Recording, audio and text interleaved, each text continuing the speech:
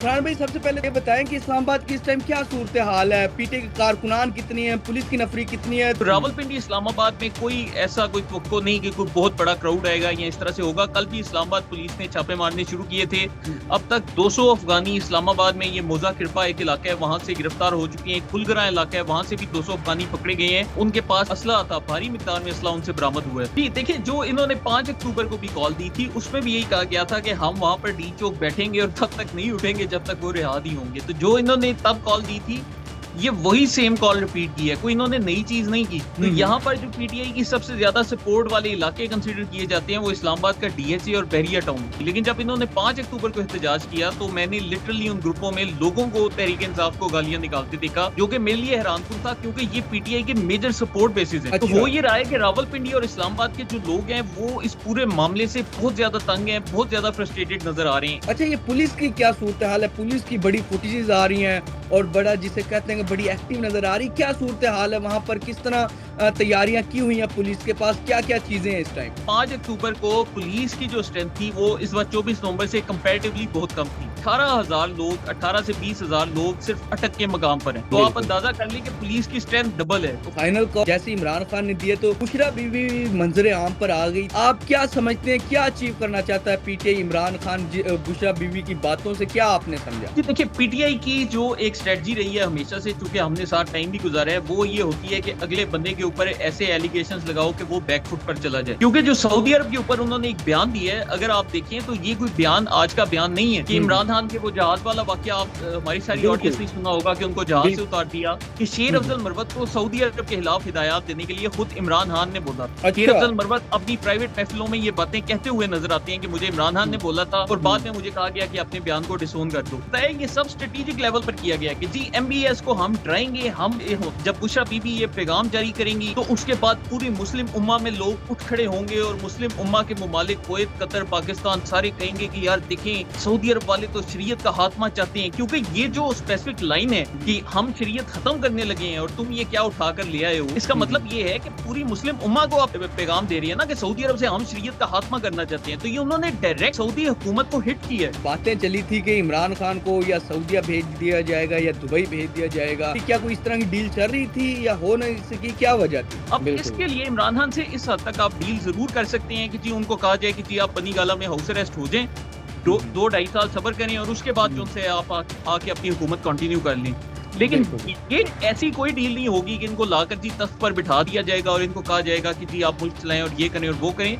तो इसके लिए हो सकता है कि बातें होती हों, लेकिन जहां तक वैसे मेरे साफ्तीज राय भी हैं, जो दोस्त हैं, वहां से जो मुझे पैगाम मिलते हैं वो यही मिलते हैं कि किसी किस्म की कोई डील नहीं हो रही और ना कोई ऐसी बातचीत कर। अस्सलाम वालेकुम नाज़रीन, हमारे साथ मौजूद हैं डॉक्टर फरहान विर्क, जिन्होंने पीटीआई को बड़े करीब से देखा है और ये सोशल मीडिया में बड़े एक्टिव रहते हैं। इनसे जानेंगे इस्लामाबाद की सूरत हाल के मुतालिक कि इस्लामाबाद में पीटीआई के कितने कारकुनान हैं और क्या सूरत हाल इस्लामाबाद की। अस्सलाम वालेकुम फरहान भाई, क्या हाल है? ठीक हो? वालेकुम अस्सलाम जी ब्रदर, अल्लाह का शुक्र, ठीक ठाक। सबसे पहले थैंक्स, आपने टाइम दिया। फरहान भाई, सबसे पहले तो मुझे ये बताएं कि इस्लामाबाद की इस टाइम क्या सूरत हाल है? पीटीआई के कारकुनान कितनी है, पुलिस की नफरी कितनी है? थोड़ा सा ओवरऑल सिचुएशन के बारे में गाइड करें ना कि क्या सूरत हाल है इस्लामाबाद की। अच्छा ब्रदर, जो पीटीआई के लास्ट भी प्रोटेस्ट हुआ था ये 5 अक्टूबर वाला, इसके बाद है इन्होंने एक एससीओ समिट के दौरान भी कॉल दी थी, उसमें तो कोई निकला ही नहीं। लेकिन जो 5 अक्टूबर की इनका प्रोटेस्ट था उसमें हमने देखा था कि पीटीआई अपनी फुल माइट के साथ आई है और तब भी इनका यही स्लोगन था, डू और डाई। वो बड़ा इंपॉर्टेंट प्रोटेस्ट है और उसमें जो मैं समझता हूँ कि इनकी फुल स्ट्रेंथ थी वो एग्जॉस्ट हो चुकी है। अब उसके जो रिजल्ट्स हैं उनकी बेसिस के ऊपर हम मौजूदा हालात को देख सकते हैं कि तब भी हमने देखा कि पंजाब से कोई बंदा नहीं पहुंचा, रावलपिंडी और इस्लामाबाद के शहरियों में से भी कोई वहां पर नहीं पहुंचा। वो पूरा एरिया वहां पर खाली था। मैक्सिमम जो एट ए टाइम जब इनका गंडापुर की इधर एंट्री हुई ब्लू एरिया में, उस वक्त इनके साथ तकरीबन 1700 से 1800 लोग थे। तो अब मैं अगर हम फैक्ट बेस्ड बात करें तो उससे एक दिन पहले 4 अक्टूबर को इन्होंने अटक में पड़ाव डाला था और उस वक्त गंडापुर के साथ 25,000 से 26,000 लोगों की नफरी थी।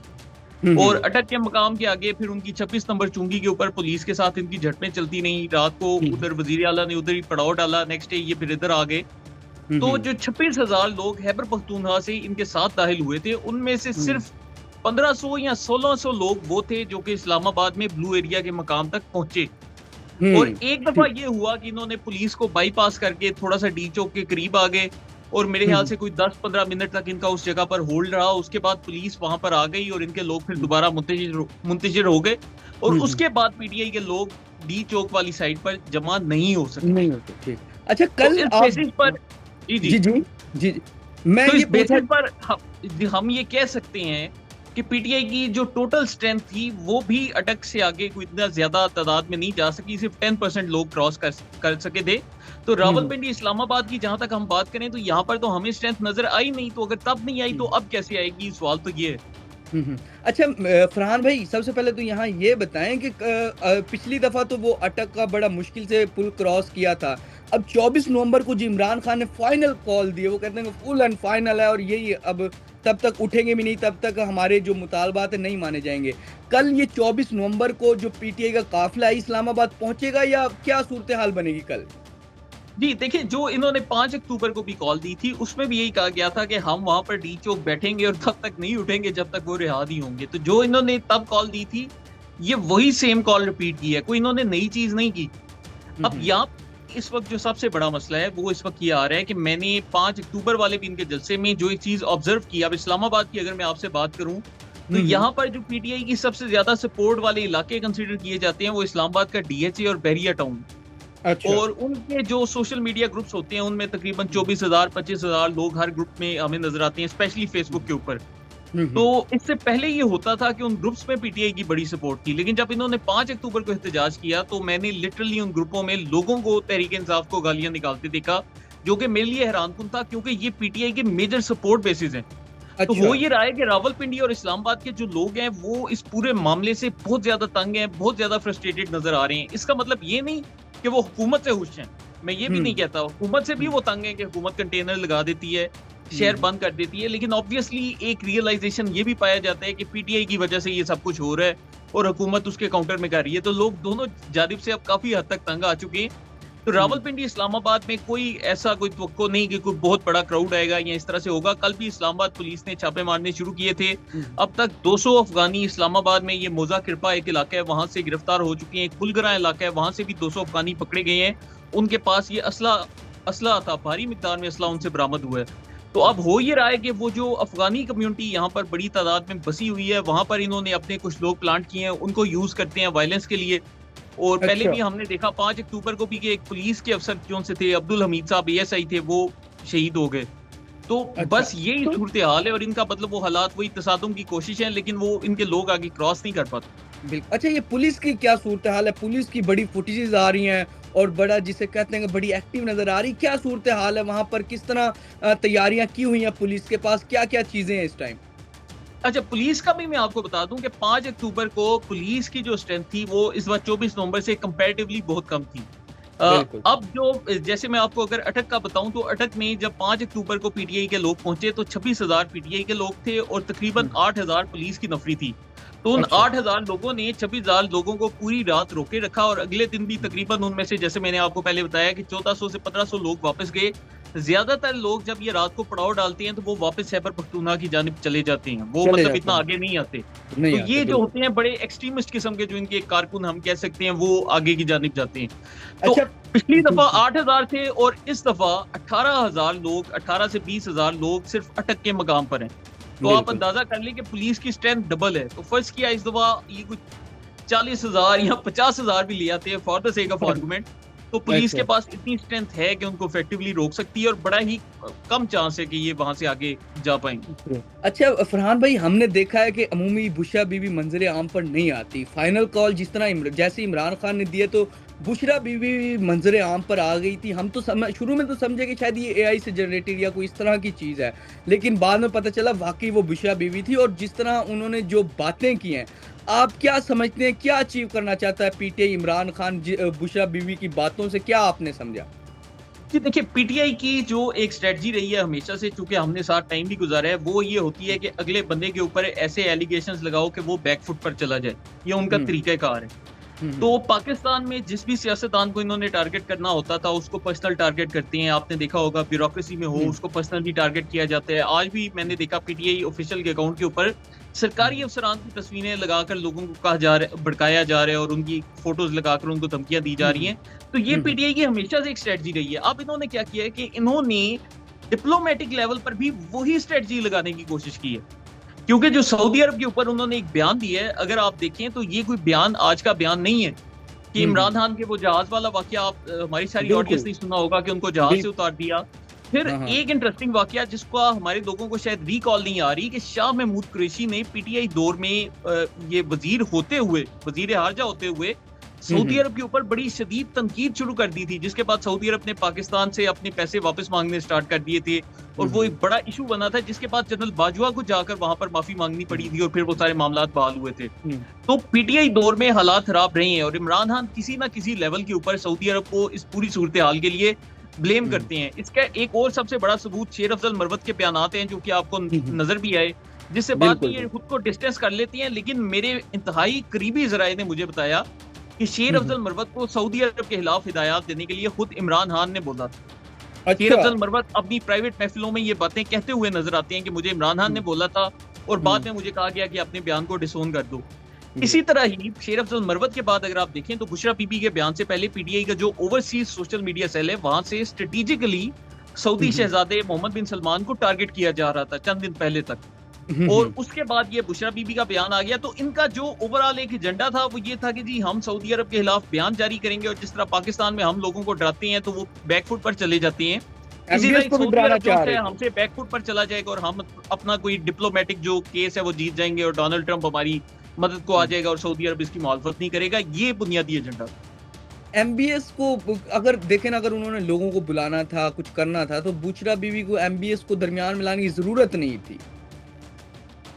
जी ब्रदर, जैसे मैंने आपको बताया ये सब स्ट्रेटेजिक लेवल पर किया गया कि जी एमबीएस को हम डराएंगे, हम जब बुशरा बीबी ये पैगाम जारी करेंगी तो उसके बाद पूरी मुस्लिम उम्मा में लोग उठ खड़े होंगे, और मुस्लिम उम्मा के मुमालिक कुवैत, कतर, पाकिस्तान सारे कहेंगे कि यार देखें सऊदी अरब वाले तो शरीयत का खात्मा चाहते हैं, क्योंकि ये जो स्पेसिफिक लाइन है कि हम शरीयत खत्म करने लगे हैं और तुम ये क्या उठाकर ले आए हो, इसका मतलब ये है कि पूरी मुस्लिम उम्मा को आप पैगाम दे रही है ना कि सऊदी अरब से हम शरीयत का खात्मा करना चाहते हैं। तो ये उन्होंने डायरेक्ट सऊदी हुकूमत को हिट किया है, वहां की जो गवर्नमेंट है उसको हिट किया गया है, और इससे इनका एजेंडा ये था कि तमाम इस्लामी ममालिक और इंटरनेशनल मीडिया ये खबर उठा लेगा, और जी वहां पर भी हो सकता है कोई इनकलाब आ जाए और लोग उठ खड़े हों और इतना प्रेशर आ जाए कि वो कहेंगे जी इमरान खान को बाहर निकालो। ये बुनियादी एजेंडा। सही है। खैर ख्वाब भी हैं, ये पूरे तो नहीं हो सकते, लेकिन एक आखिरी सवाल की तरफ चलते हैं। फरहान भाई, पिछले दिनों में कुछ बातें चली थी कि इमरान खान को या सऊदीया भेज दिया जाएगा या दुबई भेज दिया जाएगा, तो ये क्या कहानी, इसके बारे में बताया ना थोड़ा सा, कि क्या चीज थी, क्या कोई इस तरह की डील चल रही थी या हो नहीं सकी, क्या वजह थी, या इमरान खान जाना नहीं चाह रहे? देखिए यहाँ पर ना मैं कोई ये नहीं कि कोई आला सतह का पैगाम दूंगा, लेकिन देखें यहाँ पर हमने हमेशा लॉजिकल होकर चलते हैं।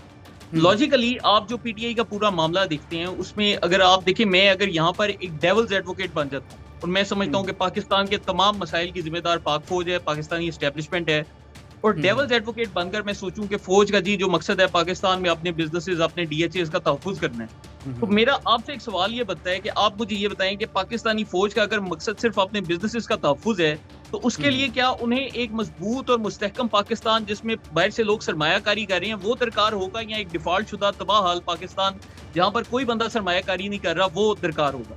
आप खुद सोचे ना। बिल्कुल। जब पाकिस्तान में स्टेबिलिटी होगी, पाकिस्तान में लोग बिजनेसेस करेंगे, अगर आप डेविल्स एडवोकेट बिल्कुल शैतानी दिमाग से एंटी होकर भी सोचें, तो फिर भी आपको नजर आता है कि इसमें जो है हमारी रियासत, उसका एजेंडा अल्टीमेटली एक ही है कि मुल्क में जो है आप इस्तेहकाम लेकर आए, स्टेबिलिटी हो, बाहर के लोग इन्वेस्ट करें। बेशक इसमें एस्टेब्लिशमेंट का अपना जाती एजेंडा भी हो, लेकिन उनको भी वही माहौल सूट करता है। इमरान खान से जो एक बुनियादी मसला है वो तो ये है कि आप पॉलिटिकल इंस्टेबिलिटी कॉज करते हैं, जिसकी वजह से बाहर से आपके पास सरमायाकारी नहीं आ रही, कोई मुल्क आप में इन्वेस्ट नहीं कर रहा। तो अब इमरान खान से जो डील का एक वाहिद मकसद हो सकता है वो सिर्फ ये हो सकता है कि भाईजान आपको, बेशक हम ये बनी गाला में बंद करते हैं, कुछ भी करते हैं, लेकिन आपने पॉलिटिकल इंस्टेबिलिटी कॉज नहीं करनी कि आप मुल्क में हुकूमत गिराने के अमल में लग जाए। हर दूसरे दिन इन्वेस्टर बोलेंगे जी हुकूमत आ रही है, हुकूमत जा रही है, पता नहीं क्या होने वाला है, पॉलिसी चेंज हो जाएगी, ये हो जाएगा, वो हो जाएगा। तो इन्वेस्टर को हिजान से निकालना है। तो रियासत का जो इस टाइम फुल फोकस है वो ये कि हिजान अंगेजी और ये जो शरपसंदी है इसको बंद किया जाए। अब इसके लिए इमरान खान से इस हद तक आप डील जरूर कर सकते हैं कि जी उनको कहा जाए कि जी आप बनी गाला में हाउस अरेस्ट हो जाएं, हम्म। 2-2.5 साल सब्र करें और उसके बाद जो हम्म, उनसे आप आके अपनी हुकूमत कंटिन्यू कर लें। लेकिन बिल्कुल। ये ऐसी कोई डील नहीं होगी कि इनको लाकर जी तख्त पर बिठा दिया जाएगा और इनको कहा जाएगा कि जी आप मुल्क चलाएं और ये करें और वो करें। तो इसके लिए हो सकता है कि बातें होती हों, लेकिन जहां तक वैसे मेरे साफ्ती राय भी हैं, जो दोस्त हैं, हम्म, वहां से जो मुझे हम्म। पैगाम मिलते हैं वो यही मिलते हैं कि किसी किस्म की कोई डील नहीं हो रही और ना कोई ऐसी बातचीत कर। जी, तो नाज़रीन आपने जाना कि डॉक्टर फ़रहान विर्क साहब ने बताया कि एक तो जो इस्लामाबाद में बताया जा रहा है कि वहाँ लाखों का कोई मजमा आ जाएगा या पता नहीं कोई इनकलाब आने जा रहा है, ऐसी कोई सूरत हाल नहीं है। पुलिस एक्टिव है और उधर जो अफ़गानी हैं उनको भी गिरफ़्तार किया जा रहा है और इसी तरीके से जो ये ढील-शील की बातें चल रही थी, इनमें भी कोई सदाकत नहीं है। फ़िलहाल के लिए मुअम्मर क़ज़ाफ़ी को और डॉक्टर फ़रहान विर्क को इजाज़त दीजिए नए दौर पे। खुदा हाफ़िज़।